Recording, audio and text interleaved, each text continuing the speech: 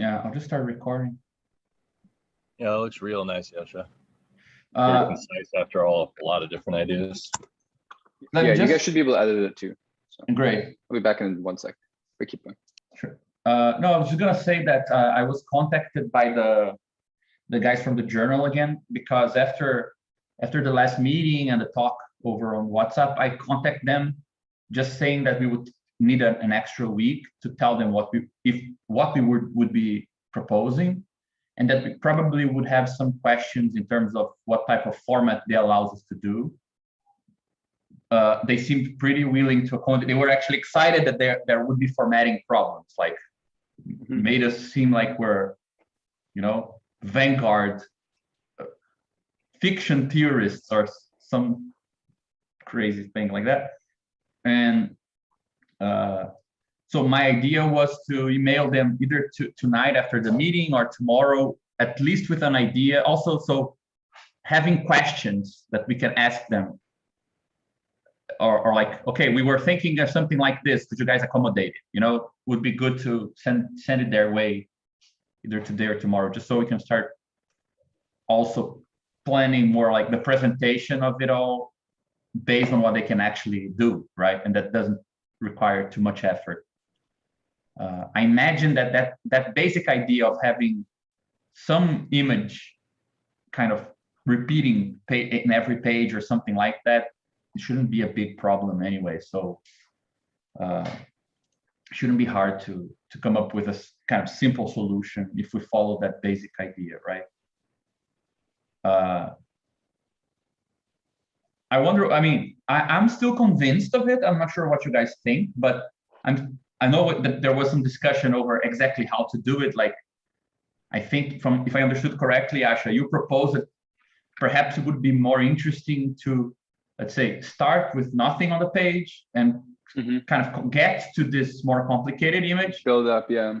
And then have it there for the next bits. And I was saying that perhaps even if we do that, we should be careful not to suggest to the reader that we're gonna kind of construct that thing bit by bit, because there's no space, right, to do it. So even if we want to introduce it like slowly, still we would have to do it in a way that doesn't kind of require too much effort. I think that it's important to remember, like, we would have, I think, exactly 1 month to work on this. I think the fact that we're sharing the work between many people makes it feasible. Like, I think ideally nobody would have a lot to write. And we would probably need, we probably have a couple of days to like we can send something a bit sketchy in terms of how it's presented, and we can kind of work around that, or work that part with them after the deadline, probably, So we probably have around 1 month to actually have the writing we want. So I think it's good when we plan on what we want to contribute and things like this, to imagine things that can be done in that amount of time without stressing too much anyone, like not really proposing anything we wouldn't be in a position to write or talk about kind of right now. Like, I think if you were thinking of writing something that would require you to study a lot this whole month, probably there is a different way of approaching that would work better. So, like, I think that's a good principle as well. Even in that case, I think we wouldn't have that much trouble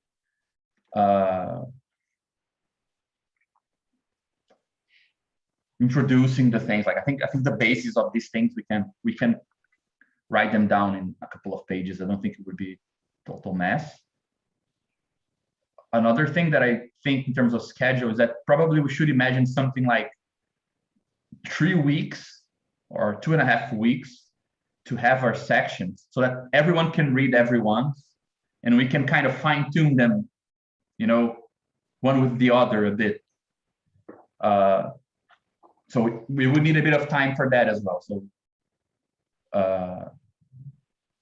it's good to leave to again kind of calibrate our efforts and our ideas for what to write, knowing there's not even the whole month, but probably a part of the month, so that we have another part to talk it over and kind of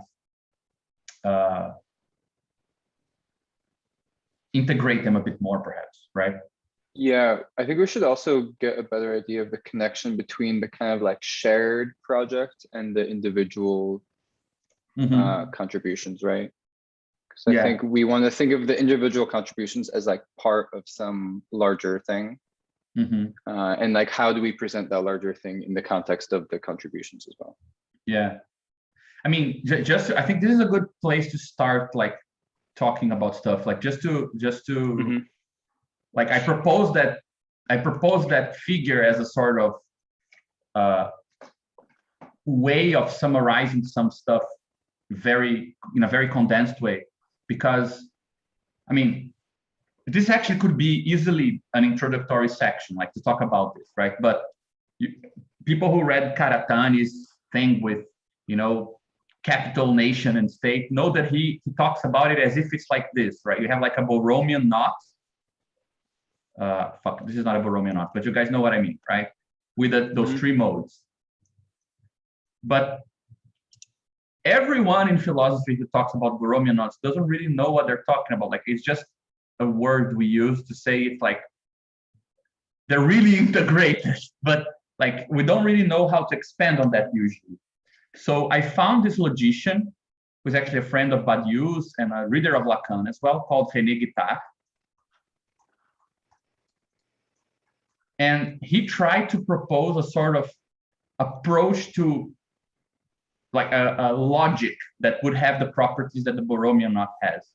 And the way that he writes this is like the basic diagram for these relations. I think it's something like this. So using the three Karatani logics would be something like this, with a Borromean object in the middle. You get to this sorry, I just add Raza here. You get to this object by from these different logics, and you get from these logics to their, let's say, partial connection. So A plus C, A plus B, and B plus C, right? And now I don't remember exactly, but I have the impression that the arrows from AB are inverted. They're like this. Yeah, that's how you had it. Yeah, how right? you had it in the thing is like that. Yeah. Yeah. So this would be, and we can look into it in more detail if you guys want, but this would be a way of writing in terms of mappings, the properties that we usually associate with this thing. So this big object here, which has the sort of weird intersection, or whatever you want to call it, this Borromean kind of articulation, you get the right properties for it if you write the partial things, A, B, and C, having these arrows in these directions and so on. So what? So in your monster, that central B was K, right? It was the yeah. I'm just writing B for the Borromean thing. So, but so, I wrote that. So the idea of the mapping out basically that like the pairings are always subordinate to the way the three of them come together. Yeah. The pairings don't have like, okay. So you see, like I cannot pair them together straight from, like it's also submitted to the complete thing here, right? There is an arrow going from the 3 to the 2. Meaning I cannot just uncouple A and B and still have A plus B. Like the K thing here has some information about their complementary relations, if you will. But regardless, sorry, yeah. Another way we should think of it is taking any path in this diagram, it should be equivalent. So yeah, A going to A plus B should be equivalent to A going to K and then to A plus B. Yeah, exactly. Yeah. So perfect. That any set of arrows from A to A plus B, or any set of paths, let's say, must also contain K. Like, yeah, exactly. Another way of saying what you're saying. Yeah, to go from also can't get out of any pairing, right? Like there's no paths out of pairing, so the pairings are always just kind of just abstractions, right? They're not actually interacting. Perfect. Yeah. So it's really nice to see that you do capture some of the ideas behind the sort of it's an interlocking of three things that you can't really take one away that you lose all the connections, right? You don't have the complementary relations separate. But what I suggested, which I think is a bit like, so Guitar writes this down for us, which is cool. We should be able to use it to follow the multi-layered thing that we always talk about and so on. This should be fitting as an image so we can, for example, explore it and say things like, somebody's going to talk just about this. So you understand like where you are in their contribution, right? Or somebody's going to talk about the relation between state and reciprocity. You can write that down, right? Or you can even be more precise, like write something like this. If you're not discussing it in pure form, but you're discussing it specifically under capitalist conditions, right? So you're considering this arrow here. It's not abstracted away from, right? So we could use this image to navigate on how we, like as if it's like a, one of those shopping mall maps, like you're here, right?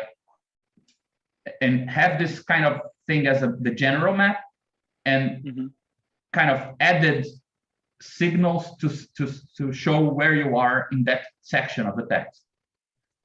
The thing that I try to add, which I think is missing in this image, which is both an epistemological issue that we should consider more generally. I think that there's a good discussion to be had that we haven't had yet.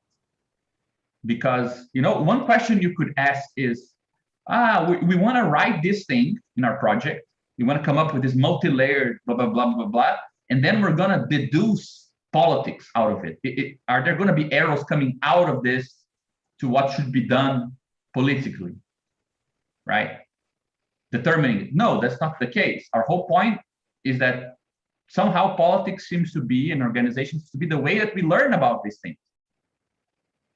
And I think that there is a good case for the fact that we learned about A, B, and C, like they are the product of something that sees them. And that's what, different traditions of the left already do. That's why I propose that we write something like organization here. The proper name for this shouldn't be actually organization. In my opinion, should be like the communist idea or something, right? And you have arrows coming from here to this, because you can see B, A, and C from this perspective. And this kind of captures suddenly something that interests us a lot, which is the more complex and rich this is, the more we get to learn about this, right?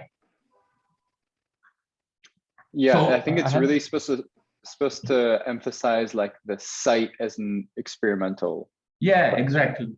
So I think that this is the complete image that actually captures not only, let's say, the analytic part in the sense of, how about we treat capitalist societies as a complex mixture of these different modes of exchange, blah, blah, blah, blah, blah, but puts it into, more prescriptive, more kind of political context, in the sense that, yeah, whatever you can do here will have a correlate on what you learn about this thing here. So it's, let's say, politics is in the forefront, is not the derived thing formally, even though, so this is useful for us because it allows us to say, okay, like you think we're doing like some crazy formal abstract thing, but it's actually just kind of articulating the results of 100 or so, 200 years of political struggles in many different fronts, right? I would even say that probably we could do it like this if you want. Like if we want to tell a story, we could probably do it like this. There's actually, let's say, a political fight against, for example, oppression, segregation, political fight which happens inside of anthropology for the, recognition of the radically different types of worlds that people live in and so on, right? There is an anti-capitalist politics that has helped shape how we see what value, money, capital are, so on. There is also kind of political tradition that fights against the state, monopoly of violence, imperial forms of oppression or whatever, right? And the definition of communism, right, if you read in the Communist Manifesto, is that it doesn't have political content that is different from other proletarian struggles, but it represents the interest of the movement as a whole. So you can write this communist thing here, and it should be able to see these three things. Like it can recognize the common part in these three things. So we could say that the current state of politics is like the blue arrows. They exist. They're quite fragmented, but they do have a tradition, like different traditions that help us learn about this big K here, right? But the question is it possible to imagine transformations of one sole communist space that account for these arrows here, right? That is able to see these different traditions as part of kind of a broader thing, right? So we can decompose that org thing I added into actually this thing here and these three different kind of strains, right? That this would be, let's say, an unpacked version of that. And this is, I would say that these three tiers are pretty much where we're struggling. Like, is it possible to account for, you know, such different politics and different worldviews of politics within the left, such as struggles that fight the state front, struggles that fight the communitarian front? Of course, they're all mixed, but still, can we kind of find a common way of talking about these things that still respects their difference, such that we can see it all from one perspective, right? That would be something like the communist perspective, this big C here. And these changes here would account for communist experiments that take all of this into consideration, right? So, I mean, this is to complete the picture also is like, since it's we're able to commute, meaning this long path from C to K yields a single arrow from C to K, right? Yeah, which is called destroying the empire. Yeah, it's the revolution, right? Revolution arrow.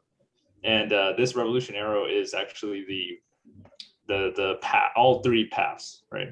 Mm-hmm. All three of these long paths. Yeah, exactly. Simultaneously.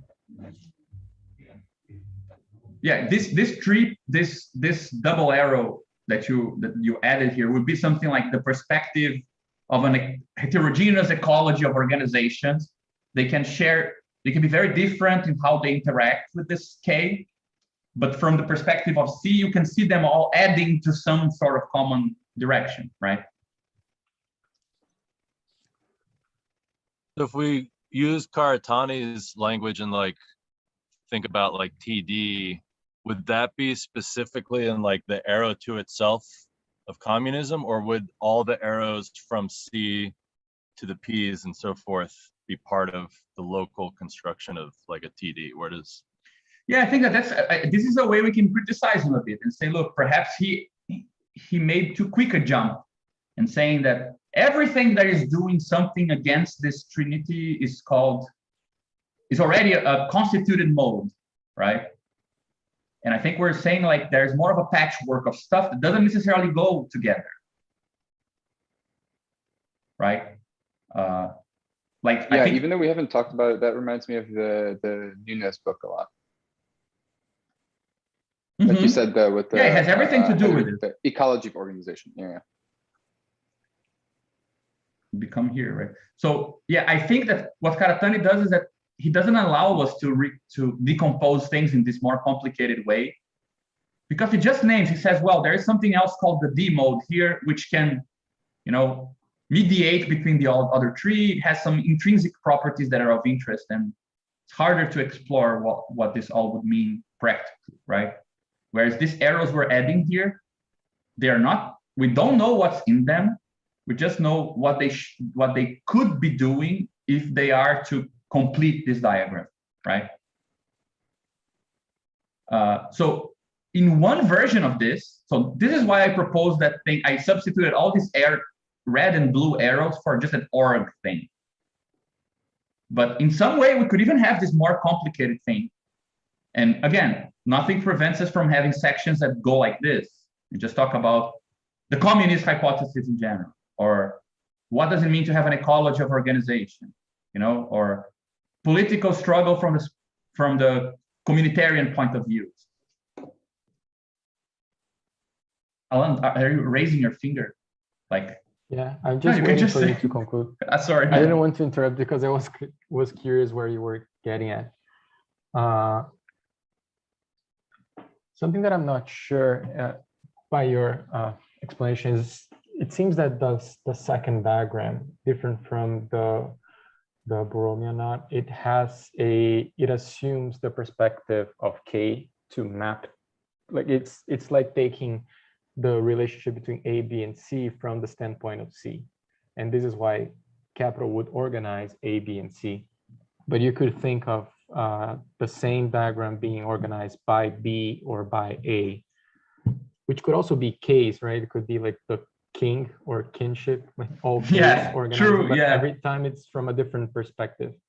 And it kind of has impacts in the sense that the second one is less general than the first one, and as in the same way that this one, the second one, is less general than the problem of organization itself, which can appear from different perspectives and can be generalized as, I don't know, like some kind of general K of all the possible Ks that are organized in the three modes, but the organization would be different than this one. So this one would be more concrete because this one is a diagnosis of how capitalism organizes the three modes. And if that's the case, then P1, P2, P3 are not that, it doesn't seem to be that complicated anymore because they are forms of anti-capitalist struggle. So you don't have to account for all kinds of dispute over land or over like kinship ties and regicide and fights against tyranny and slavery and everything. You don't have to put all forms of struggle against these modes because you would be restricting to the capitalist version of the articulation of the tree.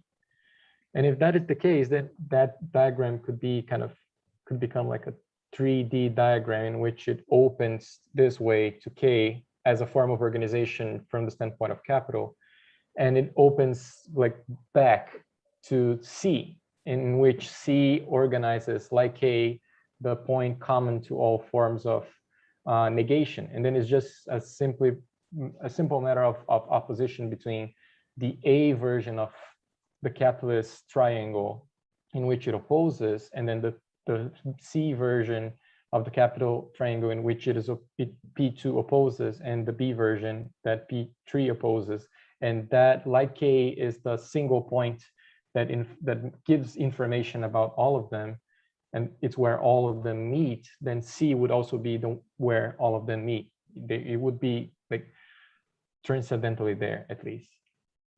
Yeah, I'm not sure. I think at the end there, I'm not sure I follow like what would be, how you would rewrite it. But one thing that I agree that is missing here, like Karatani does something that is not, it's contained in this diagram, but it's not clear from it, which is he makes a distinction between the dominant mode, right? So for example, could you tell by looking at this thing here, if A, B, or C is the dominant? Like, why would we write it like this rather than like this, as you said, right? For example. And I think it's an added condition here that's not clear from the diagram, that this pole here is the one that like if you were to take one of the three, this is the one that still is maximally reaching, right? The world seen from the perspective of commodity alone is still more kind of makes more things visible than if you were to take another perspective, right? Like that added flavor that this is the strong foot, like the logic that sees the most I don't think it's actually contained in this diagram. Just by looking at it, you wouldn't tell. Like, it could be the diagram for any social formation, right? So there is something about this thing here that perhaps is missing in this way of writing it that we should account for. Like, maybe we can call it KC, like with a yeah, just to have C. like to make clear, right? Because the point is not C itself. It's Yeah, how exactly. K is like submitted to the logic of mode C, and it could be otherwise. Yeah, it could be otherwise. Then the second part of what you said that I think, I mean, for example, in reality, do different sorts of pure struggles, pure state struggle, pure community, they don't exist, right? They're mixed, right? I think it's just an abstraction. Like you're decomposing this arrow here, which is like a mixed bag of stuff happening, into the fact that we could like legitimately see that there are organizations that they might be in like on paper, they are anti-capitalist, but they're not doing anything that has any bearing on the structure of commodity production. It does have some bearing on, let's say, fighting racist legislation. So we could accept that there are organizations that have power to change something effectively at one level, but not at the other, right? So I think that this is a kind of abstraction, a sort of pure abstraction, in the same way that C, B, and A are pure abstractions because they never exist in that way. So we could simplify it, even in this case here. Nothing prevents us just from removing this and just from having those three arrows anyway, right? We could even call those three arrows P1, P2, P3, like the ones I proposed before, like this. Yeah, I think it's fine that there are abstractions like this, especially because I think our claim is that like the experimentation in practice always involves some like non-trivial combination of them. Yeah, exactly. In reality, you're always mixing these things up. And I think that the sort of thing we could say that is new is to say the way you mix these things up has some correlation with the sort of information you will get from the way the world resists to this organization, right? So you can imagine that there is a particular arrow here, I don't know, some arrow here, which is inside of this, like some part of this combinatory thing here, which is an organization. And this organization here is actually, you know, it negates the logic of the family under capitalism very much. It has a proposal on the legal status. It wants to force the state to recognize something like, for example, gay marriage. But the way it actually integrates with the capitalist world bears absolutely no resistance to it. Like nothing will be learned from the capitalist world. Nothing will be forced onto it. It's just going with the flow. It's like a NGO, right? And we can now say, well, this is an organization that we could learn something interesting from these interactions with the world, but it probably will learn nothing interesting here, right? So this sort of complex structure is here in the mix of this, and these three arrows here are just abstractions, kind of purifications of these things, right?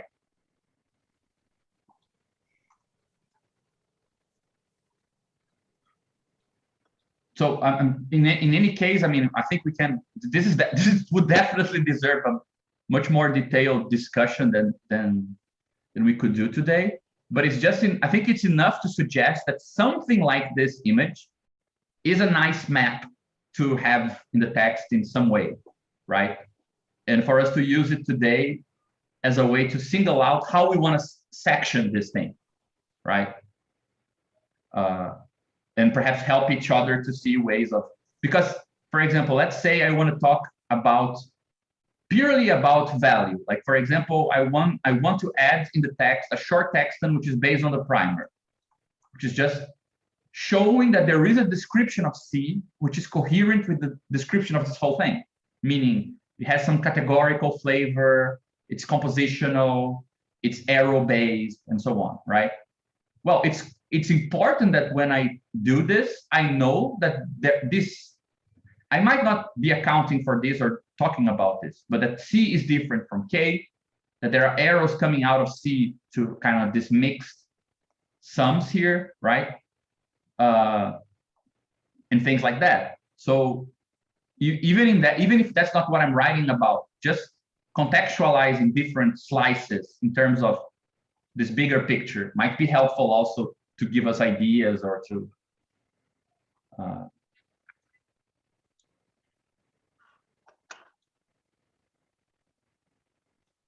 Yeah, I mean, do we want to maybe start with the ideas we already had for like the contributions? yeah, I and think see if that's a there's good anything idea. else?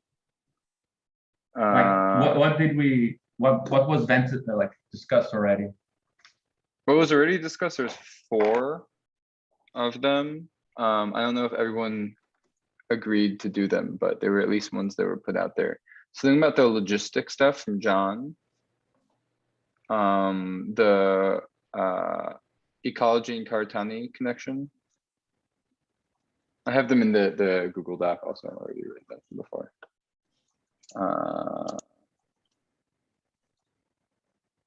Dumas and the heteromeric perspectives. I don't know if Alan said he was open to looking at that. And the fetishism and mode B stuff. But I'm sure there's more. The Dumont thing is something Thiago was working on. I don't think he joined us yet, but today. But it's a thing that he actually already wrote, he published, where he tried to interpret the way that maternal kind of, how do you call this, like lineages, you can kind of make a comparison between how money sees commodities and the way that the sort of weird othering of mother and child makes up for a special object in kinship relation. So the fact that a mother has a special relation to a part of herself, which is the child, also makes her a special object from which you see things in the world in a specific way, right? And part of this theory he's taking from this anthropologist called Dumont.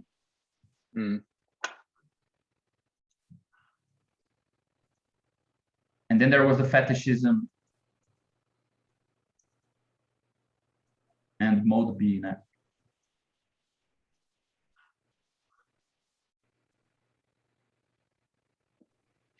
I mean, I think that we probably needed to add, like, there are some things in terms of, let's say, like the introduction or more general things that probably we would have to say something about it all, right? Like, just thinking here, like following what you suggested, yeah, there should be something that accounts for how we construct this big thing, right? Like an introduction to the diagram, right? Yeah, I was thinking of that almost as like a second half of the paper entirely. That like is sort of the unified part, and then the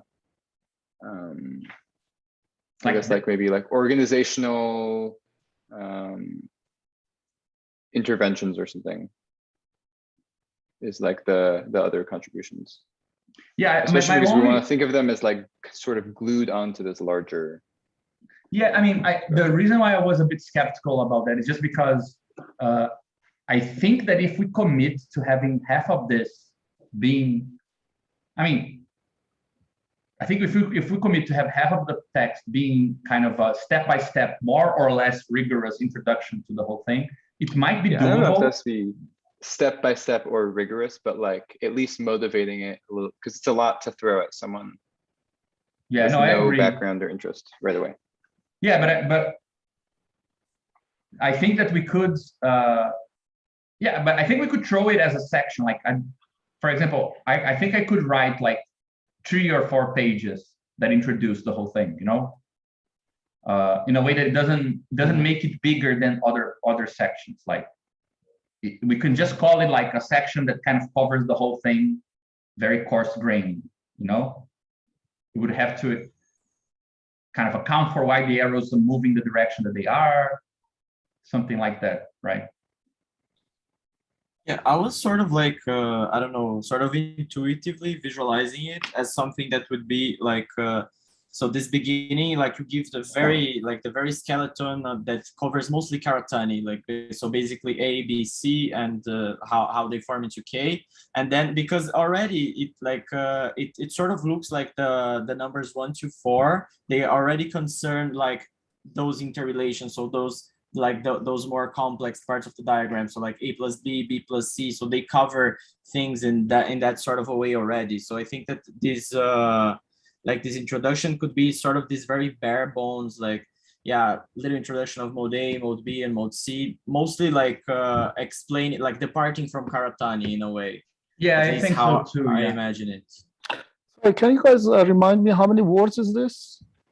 They were very generous, let's put it like this, in their last communication. When I said them that we wanted to do something that might require some weird formatting, they say just, yeah, fine, just, we say 3,000 words, but just be as long as you want. 3,000? Yeah. 3,000 is like 6 pages. Yeah, no, but I wouldn't worry about it. Like they seem happy to accommodate. It's like it's not a printed thing, so I mean, caring about pages is a bit artificial.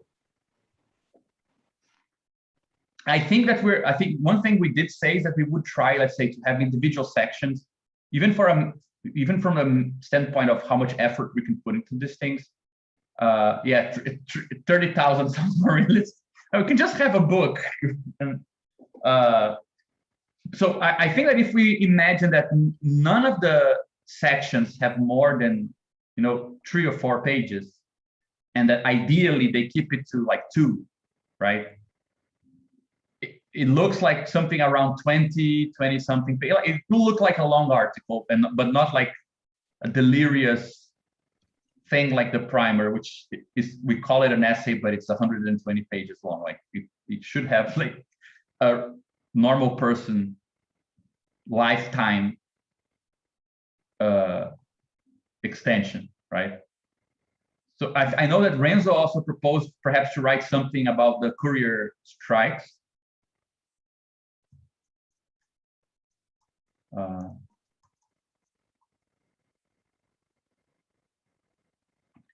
The courier strikes might also be a good opening, motivating example. Like, how do we make sense of these? What kind of tools do we need to kind of zoom in and out, and then kind of frame a way to kind of like link something very concrete to the need for this abstract diagram we're going to bring up. Yeah, I mean, I find it hard not to say that we need like an introduction that treats itself as an introduction, like, because it's hard to imagine that any specific topic will, which I think, I mean, just to make this clear, right, it's interesting that the problems we're having organizing this text have everything to do with the structure of this diagram, right? If you start from any place, it will look like it's not enough not general enough, right? And so I think that having that, exactly as Rafael said, like something that is really bare, just the bare bones of the structure. I can even imagine like the way that I would propose it if I write or someone else write it, is to imagine that like every paragraph you write, it's explaining one of these things, and one of the arrows, for example, right? So you get these parts, and then at the end of that section, you have like, if you kind of glue everything we just saw, you have this image, and then we keep it from there until the end as this sort of thing, and we just kind of highlight parts of it, right? Sorry, yeah? Yeah, please. No, you can continue. What I was going to say is that I think that, like, looking here, I think that we can already have some idea, for example, because there's a small difference, for example, for logistics, as let's say, the form that something about the state takes under capitalist domination, right? It's not just B. It's like this triangle here, right? So it's like, this is like trying to account for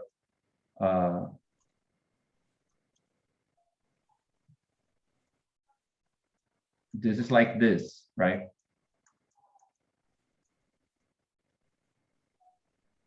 Whereas, for example, talking about like that there is a categorical or some conceptually coherent way of talking about perspectivism and Louis Dumont's theory, it's more like just A abstracted from its interaction with anything else. Like you're cutting those arrows and just seeing A as a pure thing, right?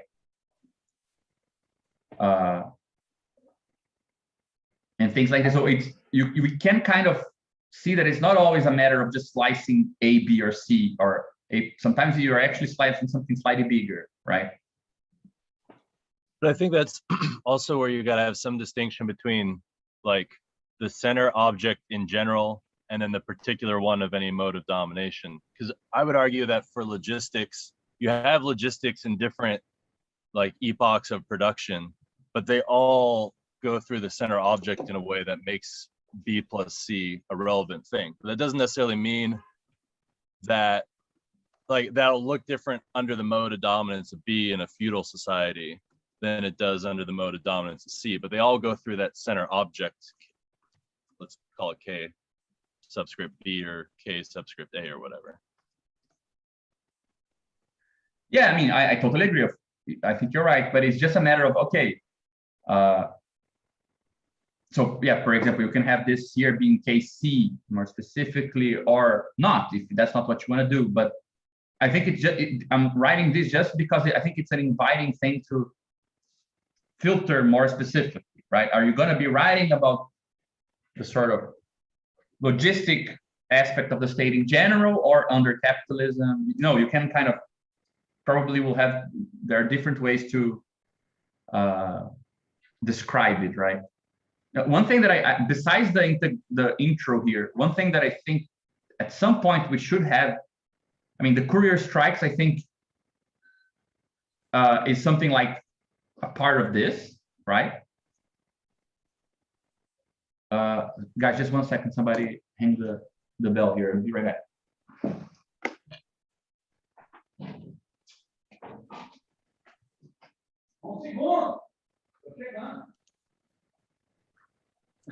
Just while we have a second, I just want to Yeah, go ahead.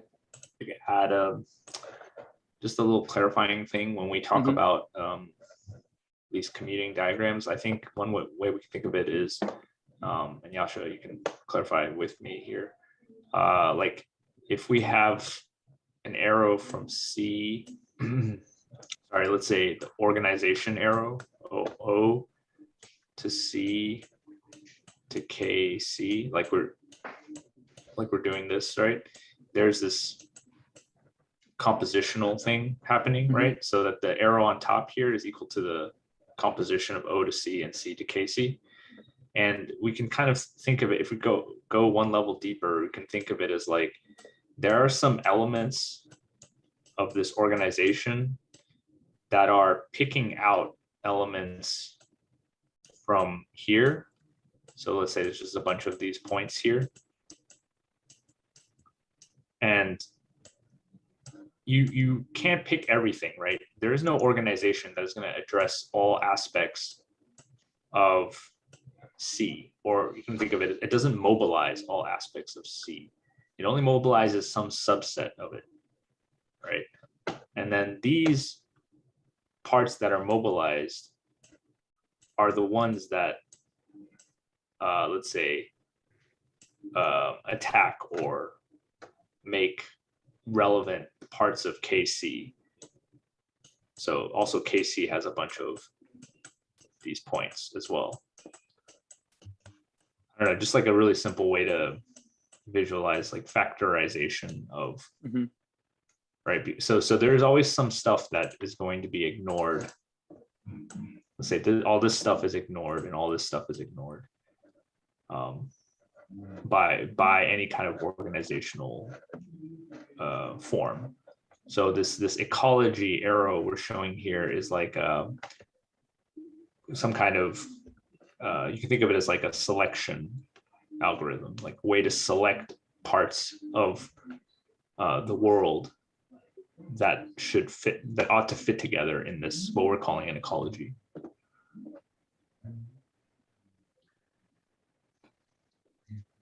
But I have a question about this. So, but what is being ignored in C is different from, like, fundamentally different from what is being ignored in KC, in the sense that what is being ignored in KC is passing through A or B, right? Yeah. And in So the case of C, it would be like outside of the arrangement, so to speak. Mhm. yeah, I think we can think of C as the elements that comprise what is sayable or formulatable within using the terms of capital. So things you can, the logic of money, the logic of profit, that's C, right? And any organization is not going to care about, so if you're like a political organization, you might pick out certain elements of C, of the logic of profit. For example, if you're, I don't know, fighting against oil companies or fossil fuel companies, then you care about, let's say, the externalized costs of damage to the environment, right? Then you don't care about all aspects of profit making or like how different companies work together. You might not care about all aspects of competition between firms, whereas within C itself, there are a lot of other things happening with capitalist organizations, like the what capitalist organizations are able to perceive in the field of competition. You as a, let's say, organization that only cares about damage to the environment, you don't care about all those things, right? So I just mean, like, there are aspects of C that are more relevant to this organization because it's trying to change those aspects. And KC is, in my mind, something more like the glue that binds nation, state, and capital together, right? So whatever the common stuff of that binds the Bromian knot together. So again, not all aspects of that are even visible to us, right? And one organization cannot see that entire structure. So I guess everything in the green here would be stuff that's not visible or things that currently are not explored. Yeah. Yeah, I think that another way of putting this that is good is, like, let's say you're exclusively, it's impossible, but imagine that a strike is stopping a factory. Well, to stop a factory, you actually need to have some form of community formed, even if it's a provisory one amongst the workers, and it might be legal or illegal. So there is some reference to the state. But let's say you're not thinking of any of those things, and it's, let's say, going with the current, both in terms of community forms and state. It's both legal and absolutely nothing new is happening in terms of how people are coming together and so on. It's the only, let's say, negation happening is the fact that some form of commodity production is being stopped, right? I think that a good way of thinking about the difference between what's abstracted in C and what is out of the picture in KC is that if you're only, let's say, if you're filtering your action in such a way that everything you're doing is speakable in terms of negations of profit, negation of exploitation, negation of, the circuit of realization of surplus value, blah, blah, blah. There are things that by definition, they're not even in your purview that you could be affecting, right? For example, new forms of association between workers that will survive the strike. People could come together, and even if the strike fails, now people are more, like, the community is more integrated than before, or a new law ended up being passed, right? So if you filter your action only through C, there are things that matter in C and things that don't, in the sense that, for example, you care for stopping production, but you're never going to articulate what you're doing in terms of financial capital. So there's a part of the language of commodities which is irrelevant to that action. So you're abstracting away from it. That's, let's say, the green part in C. But the very fact that you only are working within C and everything else is kind of out of your purview is limiting how arrows go from C to KC in an even more profound way, right? Because speaking of the world only in terms of profit and exploitation, by default leaves something out, right? Because C is, let's say, smaller than KC. Yeah, and I think that this can help us also like how we parse specific differences between different ways of like political organizing. So for example, like the difference between a unionized strike and a wildcat strike, for example, like if you look at them and like at their effects and stuff, you can see a different balance in how they affect each one of the other modes or each one of the other types of relations that they can generate usually. Because like just a crude comment on that, like usually union-led strikes have a relationship with mode B that is like far more, it's far more intense, both in terms of what it demands and also in terms of how it negotiates with the state apparatus. And I think that wildcat strikes would be like a different way of looking at the same, if we look at the same organization through the distribution between the three modes of exchange, it would look very differently. And it could be a way of parsing them out also.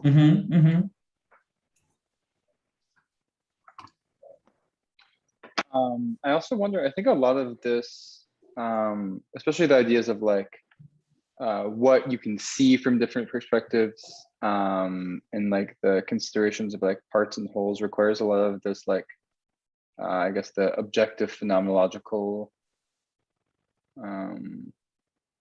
not backgrounds, but I guess commitments. So I don't know if that can probably be included in the intro to the diagram, or I don't know if you want. Just say a bit more about it, just to understand what.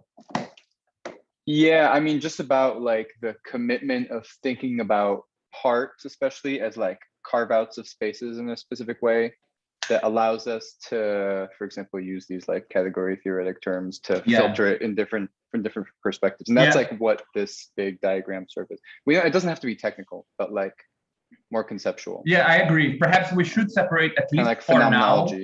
Yeah, perhaps we should separate at least for now the difference between intro to the diagram and intro to method or to approach. Yeah, I think you can include some of the things about like how it's not that we learn politics from this, but use this as an organizational space in order to like help organize our political experimentation.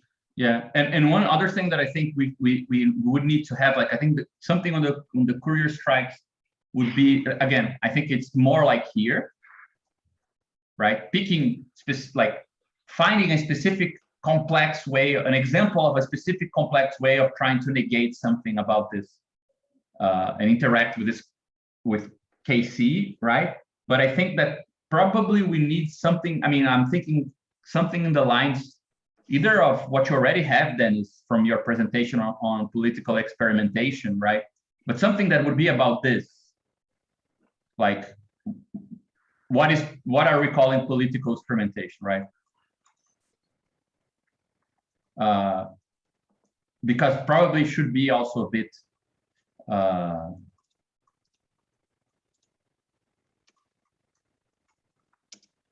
general as well, and it's not exactly the same as picking an arrow inside of this ecology thing and expanding it, right? So because I mean, this way we kind of have something for all. Like, if we have like these eight things here, I think we pretty much cover a bit of everything, right? Like there's stuff one of those parts include a summary of the primer. Yeah, we could try something like that. Like, I don't know if it would be a quick summary, but a little bit of a condensed, yeah, just like a very brief. And can we also maybe put the most recent primer PDF up on the website by the time we publish this, so people can immediately refer to it? Yeah, because I think if people could immediately turn to that on the basis of this, we could actually potentially pull some new folks in. No, I agree that it probably would be a good idea to, I mean, we already shared it so much, it's not like it's gonna become more public by doing that, right? So, for example, like just by looking at this, let me just erase this here. We don't need this. So, can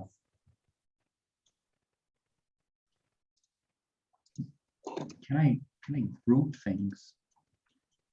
No, this is not that smart, right? But I can make it bigger. Like,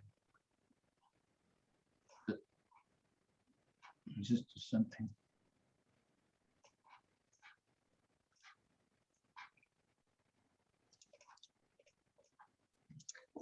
So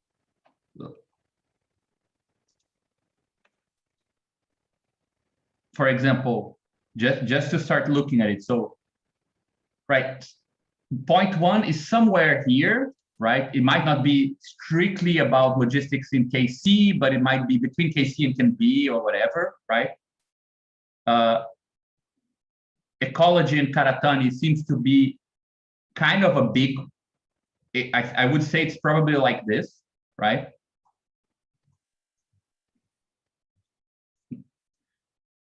I mean, unless you're talking, because just correct me if I'm wrong, Rafael, but from what we were talking about, you were interested in, for example, talking about how nature appears in each one of the different modes, right? Or different dominations. Yeah, what I think I might, just as a way to like streamline the argument, I think that they are like while it passes through this type of thing, because also Karatani in the book, like on mode A in particular, he leaves it quite clear when he talks about like gift mode of exchange and really the sort of religion practice on communities in which the mode A prevails. He talks about nature, so like that we have that clear from the outset. So I think that the whole thing streamline actually to the bottom pyramid, like from between B and C in particular, because this is where I think that like the question of ecology needs to begin to be separated, should not appear as if like B and C are the same way of exploiting nature. Yeah, I think that's something in particular. I think that's really, from what you were talking about, especially the thing you were talking to me about guano, which I found really amazing. I've never heard about it before. I think it's such a good example of how weird it is to think about how different the state and capital see nature. That it's not the same. Like capital doesn't see nature as a resource. That's a state thing, right? Yeah. So probably we could focus here, right? Rather than the I think so. Yeah. I think so, because it seems to me also that it matches really well with the argument that Kohei Saito makes in his book about like metabolism, particularly how he talks about Marx taking objects from the two standpoints, so both formal and materials, and I think that matching those two things together actually helps both Saito and Karatani, and both of them become sort of like a different thing, because while like the formal approach that we have in Karatani is far richer in terms of what it can encompass and what it can reach, Saito brings this dimension to the fore, like through the concept of metabolism and stuff. And I think that it could really work. Like I'm very excited for this. No, I think this could be really, really, really cool, man. I think Thiago's contribution, just from the text that he already has, I'm not sure if he's going to expand on it or something, but it pretty much focuses on, let's say, mode A in actually societies where mode A is dominant. So it's like abstracting mode A from KC, right? So I would probably put it here. I wonder how we could think about this fetishism and mode B, like it in a certain way, it looks like it's a similar thing, right, Alan? Like it's also like, let's look at mode B and its own form of fetishism. So it would be something like also slicing B out of this diagram, right? Yeah, I think that a thing that we have to make sure that we mention, like on the intro, is the fact that like the slicings are not proportional in any way. So like, I agree. Because otherwise people might think, okay, like logistics takes a big chunk, and then ecology and Karatani takes like a smaller chunk, and then we have one that is like a very particular like one point in the whole thing. So I think it's good, but I think this is an advantage actually, because I agree. It makes clear that the group doesn't necessarily like work within this sort of like very strict structure, but actually that people localize themselves very differently depending on whatever they do. Yeah, because I think this is what this approach should allows us to do in the end. Like, you can work on something you're already doing. You don't need to stretch it.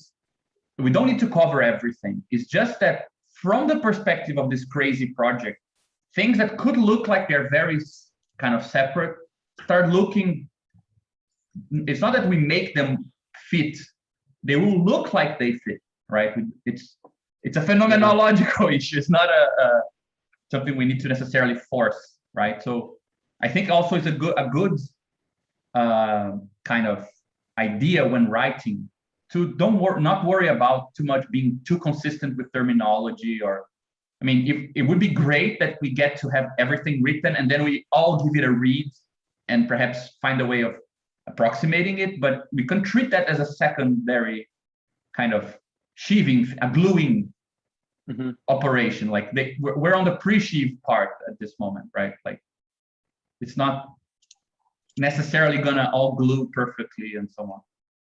But just to make sure, like, so the intro, right, would be something to this whole thing here. 5, the Curious Strike text would be like on this ecology.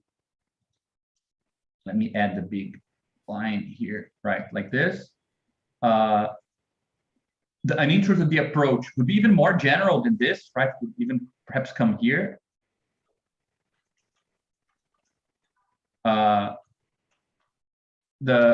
Like something on political experimentation would be more describing this part here, right?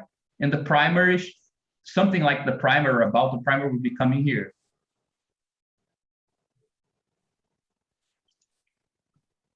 I mean, it does cover a lot of ground. Like, even if these things are self-contained and so on, they do touch on a lot of stuff already. Like, there's no big chunk that there is no contribution kind of coming close to it, right? Like, there's something on A, B, and C, something. I think we can see that there is more on the connection between B, C, and C. Like, this lower part here is a bit richer in information than the upper part. But again, I don't think that that's a problem at all. Yeah, that might itself be symptomatic of the weakness of community in. Yeah, I think so. I had an idea, but I mean, I'm probably gonna try to help out with, 5 or 8, depending on, like 5, 8, or 9.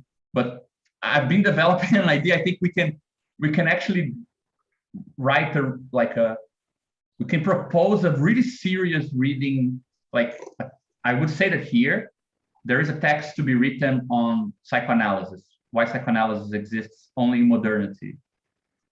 Because A plus C is the fact that is the birth of a nuclear family that doesn't include affinity relations beyond consanguinity, right? I mean, the birth of the mommy, baby, daddy family, which is a modern invention, which is from our perspective, we can tell that something is left out, right? It's kind of from Levi-Strauss' point of view, it would be a bit of let's say, dismemberment of the atom of kinship, which included some otherness from outside of your consanguinity line. And psychoanalysis is pretty much the theory of how people feel that reconstitute the atom of kinship under capitalism, right? Capitalism guarantees, because KC restricts the connection of A and B to be only the family lines that carry hereditary relations of property. So it kind of mutilates reciprocity. It can only function partially, right? And psychoanalysis pretty much claims that there is some form of fantasy that fills the gap in reciprocity left by the lack of social structure, right? That's what Freud calls the discontent in civilization. So if we had infinite time, I would probably propose something like that, but it's the example that I think Karatani on the book, he talks about like totem taboo, right? Yeah. Yeah, like from that particular point, if I'm not mistaken. Yeah, exactly. Or for example, exactly as Alan was saying here, something like talking about popular sovereignty could also fit there. It Also, could be I mean, something. yeah, sorry, Javier, Sorry. yeah. So no, go on. I was just gonna say, I know Efren is not here, but I mean, I had little chance to talk to him yet, but I know he's interested, for example, in relations between machine learning and kind of segregation, the way that algorithms have effects on, data actually carries over racial profiling, gender profiling, and things like this. And that's actually A plus C as well, right? Like this interaction between data as commodity, which doesn't care for these things, it just cares for the information in the data, right? And community structures under capitalism and how those two things interact. So, for example, if he's watching this later on and he wants to write something on that, like, again, it can be fully self-contained and it would fit the same way, Yeah, that would be really interesting also because like data, like the emergence of like information society in a way like sort of coexists with this promise that actually like information society reconstitutes the gift in another level in any sort of way, like with the promise of a digital commons and so on. And like there's a lot of work on that. It could also be something like I don't know, someone talking about like the erosion of community, maybe like on like I think there is a particular text that I always remember, like on this relation between A and C. Of course, it doesn't talk in those terms, but like Lauren Berlant's Cruel Optimism, like there is a particular chapter in which she talks about like proletarian life and affect and like the relationship between like job precarity and the promise of like romantic love, for example. It could also be something like that. And like I think it would also fit in the same, like I think everything that explores this sort of weird connection between either large scale forms of community under capitalism, like nation, popular sovereignty, and so on, or like small scale tensions between family structure, romantic life, things like that. They all fit as well. I think maybe an interesting way to just organize this would be, I really like Yasha's skeleton, and perhaps instead of organs, we could think of those 1, 2, 3, 4, 6 as theoretical experiments, like making a pair with political experiments and being just like kind of case studies, or like just some kind of exemplar take. And perhaps even before then, so we can separate the text in two. So one of them is more introductory in general. It tells, it makes the introduction to the diagram, how it's organized, to phenomenology, etc. And then you move to this more, to these cases. And then in each one, we could have a reproduction of the diagram, just like highlighting what is at stake and what is appearing in each one. And they can be very particular, and we don't have to cover, we don't have to have a general approach to what is exactly A, B, C, A plus B, A plus C, B plus C. And we don't have to have the generalization and explanation of how all of them are interrelated and in their specificity.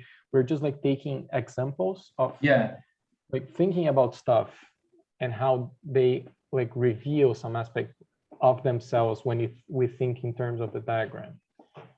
So that could be, I think could like solve the. Yeah, I totally agree. I think that really would work.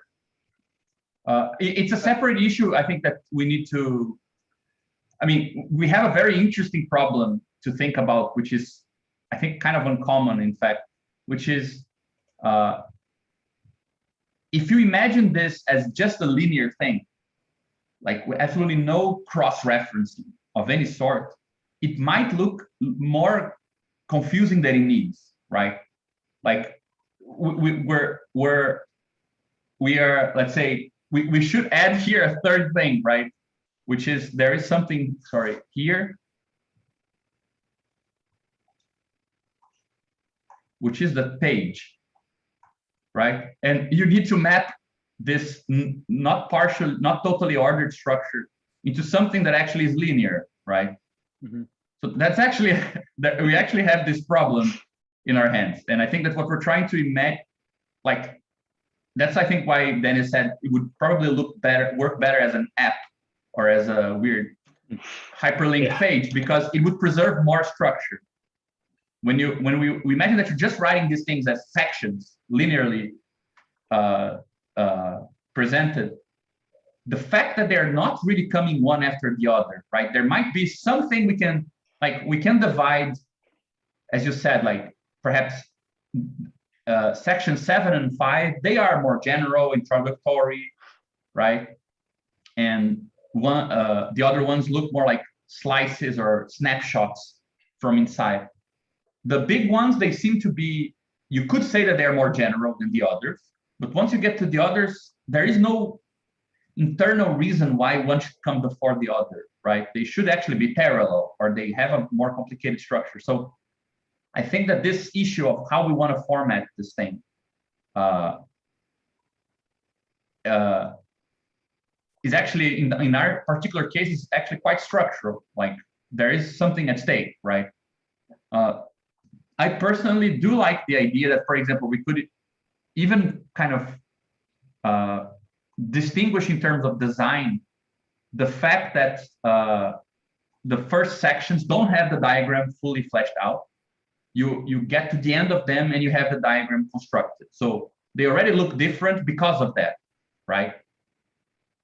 It would already justify saying something like, okay, there's a part of the text that, so would be like section 7 and 5, they get to the diagram, but you don't start with it. So that's something that's a specific aspect of those sections, right? Mm-hmm. And all the other sections, they are revolving around the same thing. Even if we don't account for everything, it's almost like you always want to have the diagram and say that it is a snapshot, right? So I still like the idea that we try to keep something like this similar diagram constantly present and highlighted. But perhaps there's another idea. I'm not sure if you guys have any thoughts on this. Like, I mean, if we're thinking of only certain sections of the diagram being relevant at certain times, one option could be, rather than necessarily showing the whole thing, we could still keep it centered, but have only like a section of it still. Erase the rest, right? Yeah, I can do that in Tix. Yeah. Yeah, that could work as well, right? So rather than always having it and adding something on top, just removing the thing that it's not. So that'll at least give more space to like write around it. Yeah. Once we already have the full context constructed, so that. That's true. That might clear more space on the page, right? Another thing I also thought, based on what Dennis said about the fact that a more hyperlinked space would be more meaningful, is that we can also, let's say, get something like italics or bold fonts when something in a concept appears in one section that we want to say it has a cross connection with something in another section, right? Or some sort of convention, either, let's say, a little asterisk or something like that, right? Because then, though the sections are being read part by part, you get the feeling that they are internally connected in a way that is not linear, right? Yeah, I don't know how they publish the journal, but like PDFs, you can add hyperlinks to within the PDF. Yeah, they do actually quite standard. Just open it here, like. If you look at their website, like their last issue, I'm not sure what's the difference here between single and double, but like if you look at this one. Okay, so it does come as a PDF.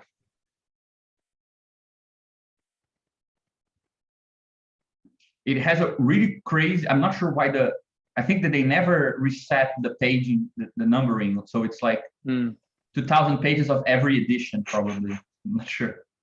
But if you look at how it's written, actually everything is bolded. So probably we can't really use bold, but yeah, but if you look at it, it's like title and then just not a lot of text per page, right? Yeah, we need to unbold it when we're putting up. Not a lot of text per page, and quite simple. I didn't see any. Yeah, just some pictures and. We can capitalize Latour's book on the modes of existence. Yeah, he does that. Based on a similar experiment. Then in the published version, all the terms that have this kind of cross-referential role are just like capitalized. So Yeah. that could be, or we could use hashtags as well, but I think it has a certain tone because of Twitter. Yeah. Also, look, they publish it in two forms, right? The single page and the double page. For example, one thing we could ask is if they would be willing to put the diagram here in the middle of the double page, you know?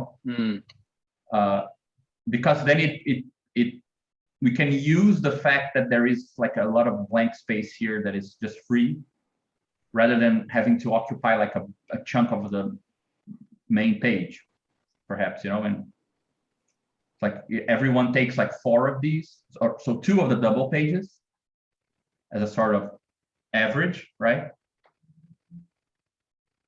I don't know. And nothing precludes us from making this interactive site later. So if Yeah, we have true. any ideas that don't fit in this format, we could just save it for the website. Yeah, true. Yeah. In any case, they seemed quite. Actually, fuck. Let me see if that crazy thing we had is still here, just so I can save it. Yeah. Okay. I mean, I think we should also probably have. So we have about a month. Most of this we already have. We know who would be writing, right?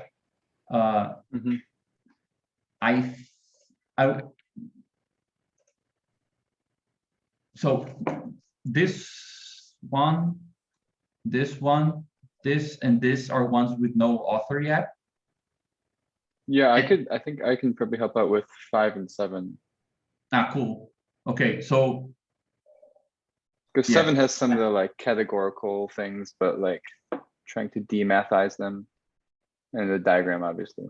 Yeah, Dennis, do you think? I mean, I think your text is quite long, the one you wrote for that presentation. But do you think a version of it could kind of go here? Yeah, I think so. Yeah, I can work on 8, maybe some 9 also. Yeah. So, for example, perhaps I could do like I work with Yasha on 5, and you take on 7 by yourself, Yasha. Then Dennis works on 8 because he has like a material we can already use, and I work together with him here. Okay, I'm writing this down in the thing too. Yeah, then this is Ransom, John, Harvard, Yeah, like if you for 5, I've done a paper in which I had to like summarize Karatani stuff. So like I think I can give you guys that, and you can. That like, could be really helpful. Yeah. Okay. Yeah. Yeah, it could work on that as well. Because it's something like it's like 2 pages, like I think 2 paragraphs per mode, something, and I think we can trim and like that's tweak it really a little good. bit, change the wording. Could be helpful. Yeah, and I think that again, like, so probably a good way of thinking about this is to say, I think like just from the top of my head, I would say that we could probably, since not everyone is here and some of the people who are here might like want to join in and not have a clear idea yet of how, like we could imagine that. So we're starting a week now, right? This week we could like start writing those who already have something to write, but still like have more entries of people who will either think it over after this meeting or are watching it later on and might want to kind of pitch in as well. And then we close like the number of entries by the end of the week, right? Then next week which starts on, I don't know, the 2nd. What am I doing? Today's the 25th, right? Yeah. So next Monday is the 1st, in fact. Then we have the 1st of November to continue writing, and we already have an idea of how many entries. We have this idea of, right, since the double page is a format that they have, I think imagining the 4 pages as a kind of between 2 and 4, right, being kind of an average. And then I would say that by the 8th, no, not by the 8th. The 8th, we could still be working on this. So the next week, the 15th, it would be good that we can already kind of share and start working on, like having this sort of general overview. Everyone sees everything, so we can start fine tuning, right?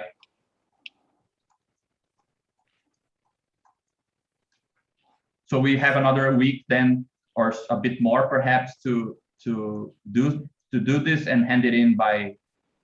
So probably already also some writing happening. It's enough, but then on the 29th is the deadline, right? Because probably, I mean, just being on the safe side, probably we'll come up with some issue, or I think that this fine-tuning process is important because not only is it so we can actually add cross-references, but for example, we will see if there is repetition. Like if people introducing the diagram and people discussing Karatani for other reasons might go over things in very similar ways. So we might substitute repetition in the text for cross-references and things like that, right? Mm-hmm. Yeah, I think it'll give us time to help them be able to be like read together better, hopefully too. Yeah. And yeah, I mean, I don't know. I think that this sounds like a good deadline, like yeah, kind of good. 1, 2, 3, 4. Yeah, we're lucky because November actually has 5 weeks, right? I thought we're like just around the corner, but actually there's actually a month and a half, not a month between now and the deadline. Yeah, that makes sense to me. I don't know. I think that I even wonder, like, if we're not missing a section here, which is more clearly on, let's say, how to read this paper, because that's not actually like the style of reading or the way we're approaching this. It's actually one of the examples Alain was talking about, right? Because we're structuring this in a way that's coherent with this weird diagram as well, right? Yeah. I think that this could come, like, it could be something that we assign to someone already, but it would be best if it would come at the end, because I think that it would look even better if it relates to the diagramming of the pages. So for example, like if we have the diagram in the middle, then like we can actually highlight to people, okay, you pay attention to that specific thing in the middle, exactly, and think about how it. But I think it would be a really good thing that we do like a page on that, and then we start from there actually. Yeah, it can be the last thing. We can probably even write it together in one of these meetings. Yeah. Like no need to worry about it. But I just wonder if it's not good to, have at least some page that is very, let's say, conscious about, look, I know you're looking at something weird. This thing is going to develop in this way, Mm-hmm. Yeah, that might be included in the intro to the approach. Yeah, I think so that too. Seems like, but I think that's like kind of the most general, but. Yeah, but I wonder, let's say, I mean, it's possible, but I wonder also if you're writing about composition, sure, objective phenomenology, you might feel like you need to stretch out a bit to cover that as well, So if you don't, I think it's fine that we leave it as a separate thing. We're gonna add as an appendix to the introduction kind of thing, right? Reza, I know you're there. If you kind of come up with an idea you want to try, also please feel free. But if you don't, we also need people to just read through the whole thing and help with the gluing of the sections, right? Yeah, sounds good. Sure. And what are we going to say for A plus B and A plus C? Are we leaving those out? Yeah, I don't know. Like, I'm personally, I'm quite comfortable with the idea that we don't cover everything. Mhm. I don't think we should like feel like we need to exhaust stuff, but for people who are not here and watching this later, or for us who are here, it's a good thing to, I don't know, spend this next week, right, until next meeting on next Monday, see if we can come up with something that could be short, because also there is this other issue, right? Nobody needs to write just one thing. Like if you have time, if you can go crazy on it and just add more stuff, why not, right? Plus, we could have more sections on the same part. This is actually something we didn't write here, and I wonder if it wouldn't be really cool,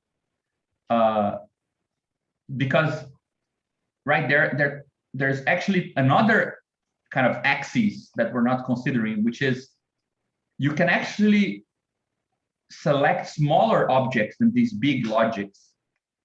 Mhm. You can zoom in, right? So for example, you could, for example, exactly as we were talking about before, there's actually an A plus C, which concerns, let's say, the state of law within capitalism. And there is another A plus C, which concerns popular sovereignty under capitalist conditions.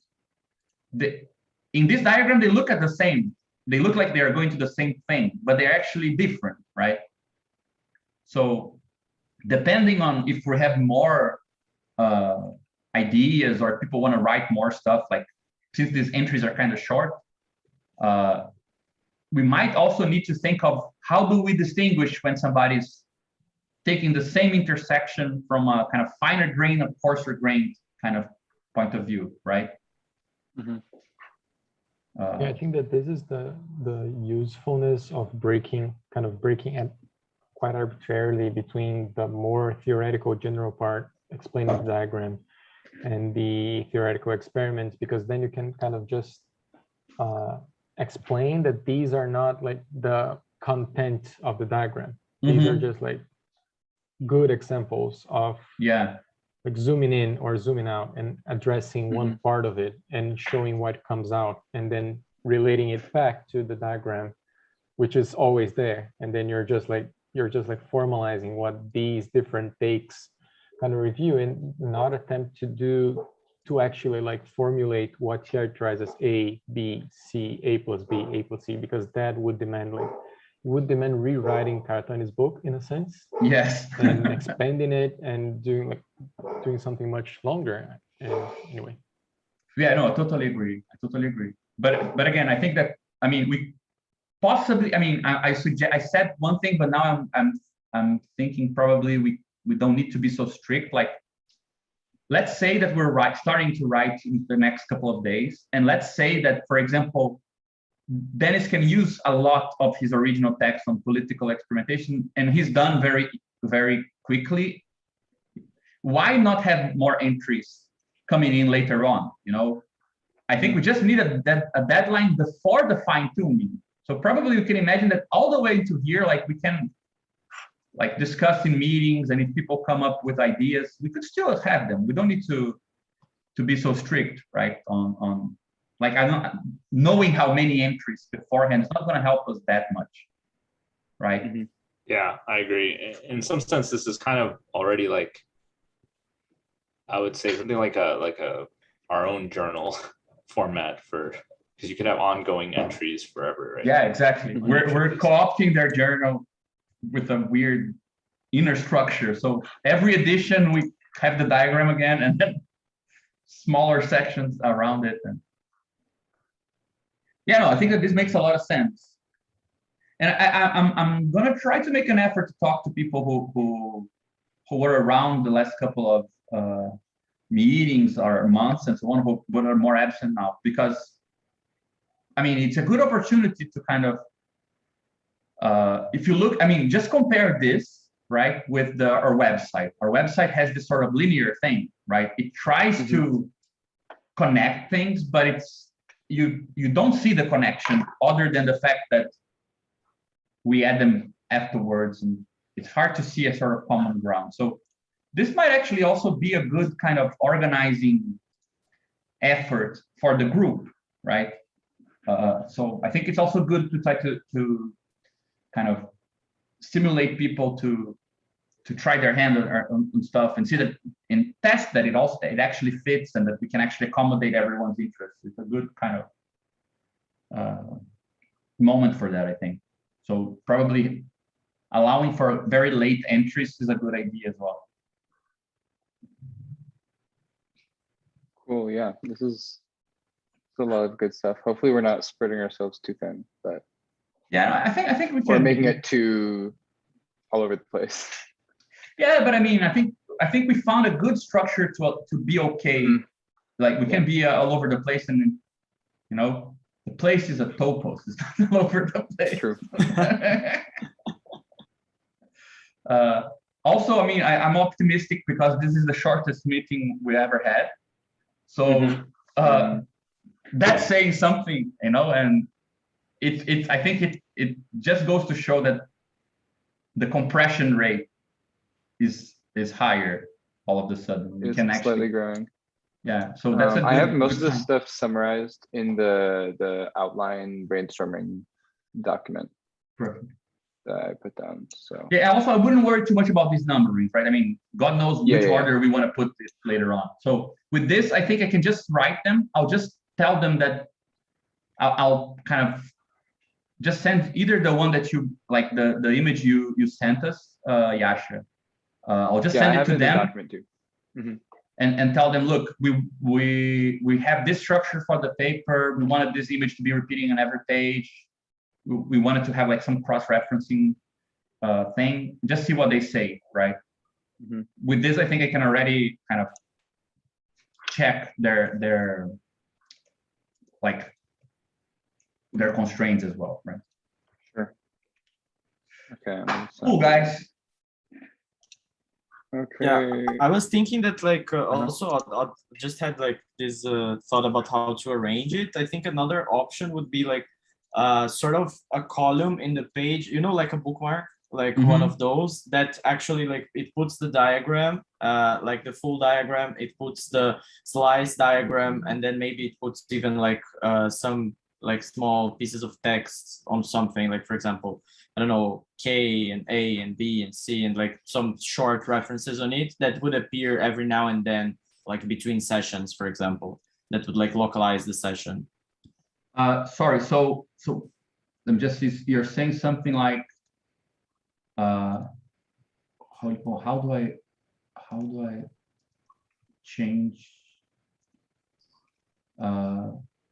clear all the, so for example, something like this. So the page would be like this, and we would actually imagine that it's kind of split in the middle, and this part here has the full diagram, the section we're using, and perhaps some relevant text, and the text only comes on one side. Yeah, I wouldn't say in half. I would say like a quarter of it would, and it would be Yeah, like sure. really, So this is bigger, in fact, than Yeah. this. yeah, like a quarter, sort of like a bookmark page that it could come like every now and then, or it could come on the title, like on the first page of the. Like of when you the have the thing. section title here, right? Yeah, yeah. I think it could work as something that like would keep people navigating like on the, because then it decomposes the form also, like you have the full thing, you have this, and then if people forget whatever, like what any of those things mean, they can refer to that as well. Like, you know, because it could also be something that becomes not fully readable, but somewhat readable for someone that like just takes a piece of it. Yeah, I see. Like just see something that they get interested in. Let's say they just say, oh yeah, career strike, and then they go, but they localize it within the Yeah, I rest see. of Like the the map map is on the side, right? Because Yeah, the map that is might on be the a better side. option, because I tried on InDesign to see what, like, if you had the diagram in the middle of the page, these areas here are impossible to use. Like, Yeah. it would have to be very small to make the sides of it useful. So you would only have these two blocks here, you know, and they already have like a very big font. Yeah. So even if it's just in one page of each section and not in every page, it's still kind of bulky. Probably Yeah. if they are okay with like slight, like, well, probably it's up to them. We can ask and suggest something, but you're right. Probably this thing here makes it easier to read and doesn't take that much space. In my, like, I had this, if this was a printed artsy thing, I would probably love if they could just have, let's say, the diagram is on the last page, we just carve a hole here. Yeah. So it's obvious that all the pages are kind of pierced through like this, right? Yeah. Like, and they're all like this, but yeah. Something like there is a Brazilian publisher that I have in mind in particular. when Yes, I know I'm the gonna be one out- you're, Yeah, I know the one you're thinking. yeah, It would probably be made of strings, right? The book, yeah. if they were of publishing it. course. Wrapped up in something. I don't know. Yeah, in a category, yes. Yeah. Because they're like very artsy in there. Like they do books like on animal rights, and then it's covered in fur, you know, things like that. Yeah, it's very committed. Like they had one that was in the format of like we have this particular type of container that workers take for lunch, and it's like an aluminum one, and it goes in the oven and stuff. And they made a book around those lines that like you would open and it would look just like a wrapped lunch. But also everything there is like 100 reais or so, at least. The editions become very expensive. Yeah.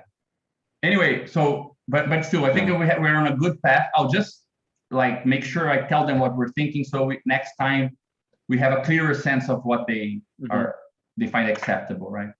Yeah, I also sent a slightly better version of the diagram. It's still not perfect. I can't figure out how to move the labels, but in the WhatsApp group, if you want to send it to me. Could you? I saw it. Could you send me a version without the capitalist object thing? Because since it's such a long arrow. We don't need that. Yeah. Yeah. Okay, I'll send that to you. I Great. guess just directly in this. Also. Perfect. I will mail them tomorrow morning, and I'll let you guys know what they say. Okay. Guys, great meeting. Okay, great. Renzo, have a safe tentative travels. See you guys later. Bye. Good night. Bye. Thank you, everyone. Bye.